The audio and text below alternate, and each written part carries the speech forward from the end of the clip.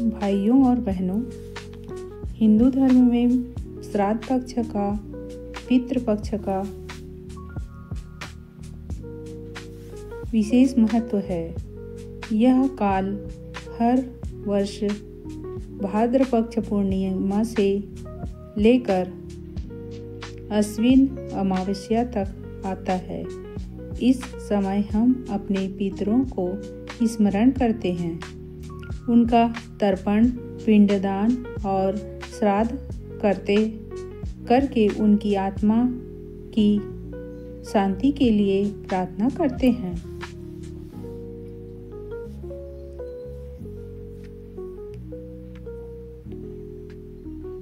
शास्त्रों में कहा गया है, पितृदेवो भव। जैसे देवता हमारे पूज्य हैं, वैसे ही हमारे पूर्वज भी हमारे लिए देवतुल्य हैं। श्राद्ध पक्ष में जल, तिल, अक्षत और भोजन का अर्पण करके हम अपने पितरों का आशीर्वाद पाते हैं।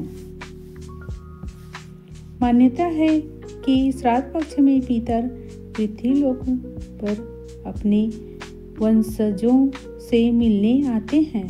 यदि हम श्रद्धा से उन्हें तर्पण करें तो वे प्रसन्न होकर आशीर्वाद देते हैं। परिवार में सुख शांति, संतान की उन्नति और घर आंगन में समृद्धि का वरदान।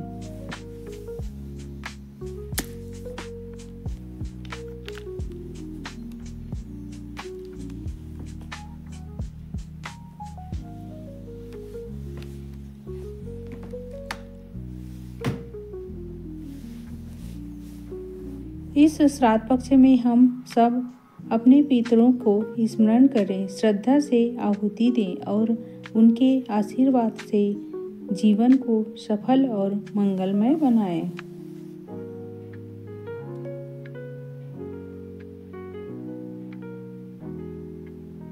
श्राद्ध पक्ष में पितरों को तृप्त करना बहुत आवश्यक माना गया है। शास्त्र कहते हैं कि जो अपने पूर्वजों का सम्मान करता है, उसके घर में कभी दरिद्रता नहीं आती। पितरों को प्रसन्न करने के लिए कुछ उपाय दिए गए हैं। इन उपायों को आप अपनाएं। तर्पण और जलदान। रोज प्रातःकाल पवित्र गंगा जल, तिल और पुष्प मिलाकर पितरों को जल अर्पित करें। मंत्र बोले, ओम पितृभ्यः स्वधा नमः। ओम पितृभ्यः स्वधा नमः। दूसरा, पिंडदान। पिंडदान और भोजन। श्राद्ध तिथि पर ब्राह्मण या गौ को भोजन कराना बहुत शुभ माना जाता है। इससे पितरों की आत्मा तृप्त होती है। तीसरा, गरीब जरूरतमंदों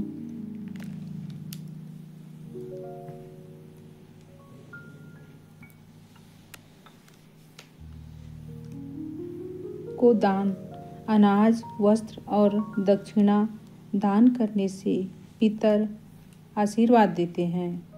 विशेष मंत्र जप, ओम नमः भगवते वासुदेवाय या गायत्री मंत्र का जाप पितरों की शांति और कृपा का मार्ग खोलता है। पांचवा, पितरों का स्मरण। श्राद्ध पक्ष में रोज दीपक जलाकर पूर्वजों को याद करें। यह भावनात्मक जुड़ाव उन्हें प्रसन्न करता है। श्राद्ध पक्ष में प्याज, लहसुन, मांस, शराब आदि का सेवन न करें। बिना नहाए धोए अन्न को स्पर्श न करें। क्रोध, अपशब्द और किसी का अनादर करने से बचें। श्राद्ध का कार्य श्रद्धा और शुद्ध मन से ही करें।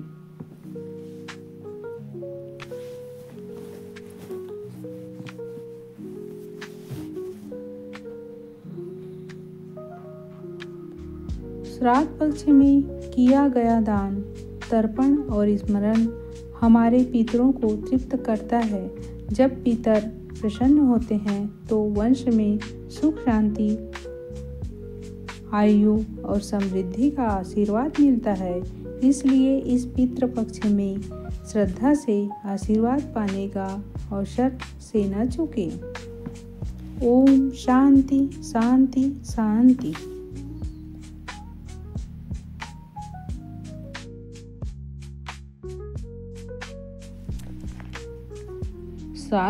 सार तत्व ग्रहण करते हैं पितर। प्रायः लोग शंका करते हैं कि आखिर श्राद्ध में वस्तुएं पितरों तक पहुंचती कैसे हैं। इस शंका का समाधान यह है कि देवता और पितर स्थूल भोजन प्राप्त न कर केवल सार तत्व ही ग्रहण करते हैं। जिस प्रकार मनुष्यों का आहार अन्न है, पशुओं का आहार घास है, वैसे ही पितरों का आहार अन्न के सार तत्व हैं। पितरों के नाम, गोत्र और स्वधा शब्द के उच्चारण के साथ ही की गई है। अन्न, आहुति और ब्राह्मण भोज सूक्ष्म अंश में सूर्य लोक पहुँचते हैं और वहाँ से अभीष्ट पितरों के पास वे जिस भी योनि में हो, जिस प्रकार के आहार के योग्य होते हैं, वैसे ही रूप में पहुंचकर उन्हें तृप्त करते हैं। तर्पण पितरों का नियमित सारी क्रियाएं हैं। जनेऊ को दाहिने कंधे पर रखकर भावपूर्वक दक्षिण मुख होकर काले तिल और मिश्रित जल से किया जाता है।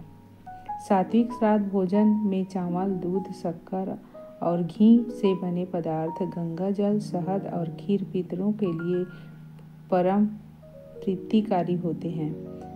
3 आहुतियाँ आग्नेश कव्यावाहनाय स्वाहा, सोमाय पितृभते स्वाहा और व्यवस्थाय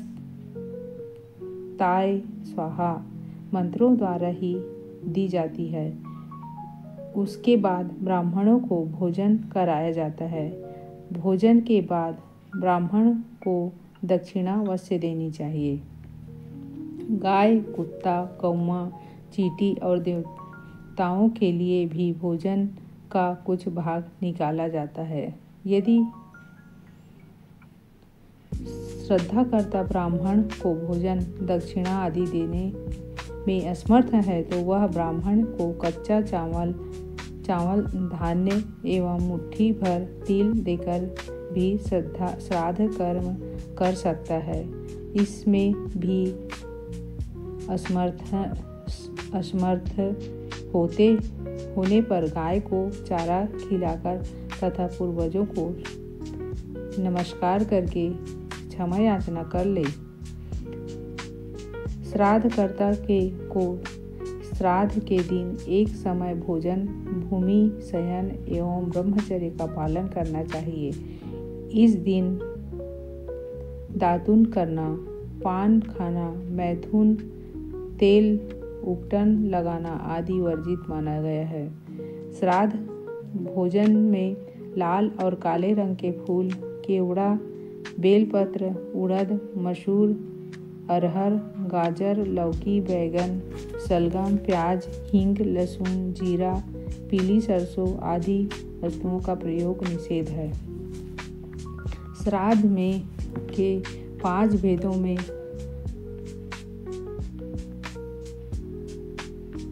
पार्वण श्राद्ध एक प्रमुख प्रकार है। पितरों के लिए जैसे दैनिक भोजन होता है, वैसे ही आश्विक मास का पितृ एक पक्ष एक सामूहिक महत्वपूर्ण माना जाता है। इस विशेष काल में पितरों का सामूहिक आवाहन और तर्पण किया जाता है, जिसे आवरण श्राद्ध कहा जाता है। यह श्राद्ध ठीक उसी प्रकार होता है जैसे हम सामान्य दिनों में नियमित समय पर भोजन करते हैं। जबकि त्योहारों या विवाह जैसे विशेष अवसरों पर दिन या रात किसी भी समय भोजन करते हैं। जन्माष्टमी और विशिष्ट त्योहारों का अर्धरात्रि में भी व्रत प्रारंभ होता है। ठीक इसी प्रकार आश्विन कालीन पितृपक्ष पितरों का सामूहिक मेला है। इस समय सभी पितर अपने पृथ्वी लोकस्थ सगे संबंधियों के यहाँ बिना निमंत्रण के ही पहुँचते हैं और उनके द्वारा प्रदान किए कव्य से प्रतितृप्त होकर उन्हें अपने शुभाशीर्वादों से परिपूर्ण करते हैं। ज्योतिर्गणना के अनुसार मेष राशि के 10 अंश का वर्तमान सूर्य प्रमोच का होता है और तुला के 10 अंश पर स्थिर नीच का होता है, अर्थात मेष का सूर्य पृथ्वी कक्षा से सर्वथा दूर होता है और तुला का सूर्य पृथ्वी कक्षा से सर्वथा निकट। पृथ्वी लोक पर किए गए यज्ञ और सब अनुष्ठान पहले सूर्यमंडल में पहुँचते हैं और फिर वहाँ से नियम स्थानों को जाते हैं। देवताओं के निमित्त भौतिक अग्नि में विधिवत डाला हुआ हवन सूर्य द्वारा भूलोकस्य देवताओं की तृप्ति का कारण बन जाता है, क्योंकि देवलोक सूर्य कक्षा में ही विद्यमान है। परंतु पितृगणों के निमित्त उभयविध अग्नि में हुत कव्य पहले सूर्यमंडल में पहुँचता है और फिर सूर्यमंडल से चंद्रमंडल में जाता है। विज्ञान सेवा वेत्ता कहते हैं कि चंद्रमा स्वयं प्रकाशमान नहीं है, किंतु सूर्य की ही रश्मियाँ चंद्रमंडल को प्रकाशित करती हैं। जैसे अमावस्या को उक्त दोनों मंडलों के सानिध्य के कारण पितरों को हमारी प्रदत्त वस्तु प्राप्त होती हैं, उसी प्रकार कन्या के 10 अंश से तुला के 10 अंश सूर्य की नीच कक्षा में विद्यमान होने के कारण, अर्थात पृथ्वी चंद्रमंडल और सूर्यमंडल के सानिध्य के कारण कन्यागत सूर्य में श्राद्ध करना विज्ञान सम्मत है। चूँकि अश्विन मास में सूर्य कन्यागत अर्थात कन्या राशि में होता है, इसलिए पितृपक्ष को कन्यागत भी कहते हैं।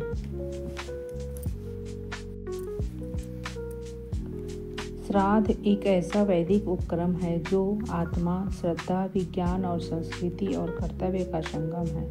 यह हमें याद दिलाता है कि हम अकेले नहीं हैं।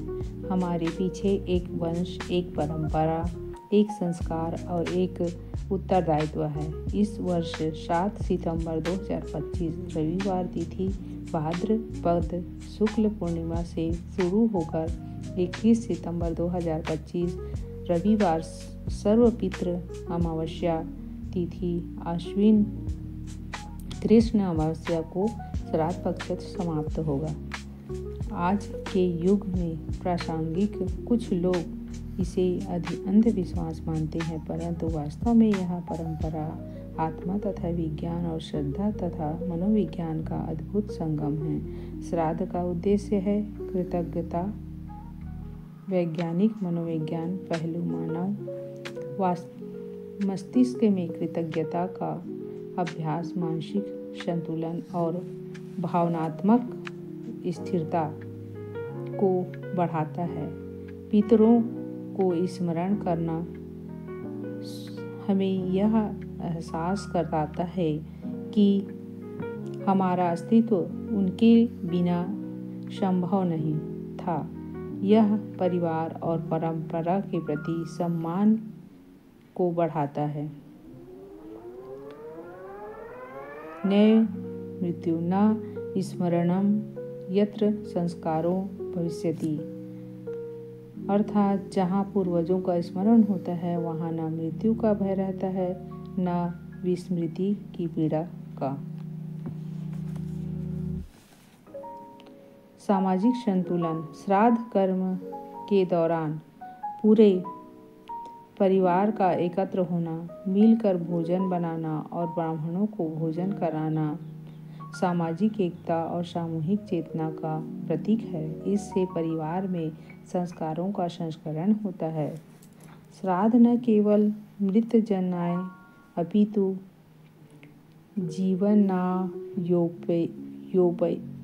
योऽपि कल्याणम वहति।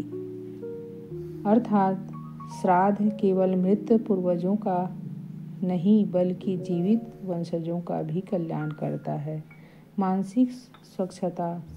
श्राद्ध एक विशेष दिन और विधि से जुड़ा होता है। मानसिक रूप से यह मृत्यु के सत्य को स्वीकारने और पूर्वजों से मानसिक संबंध बनाए रखने का अवसर भी देता है।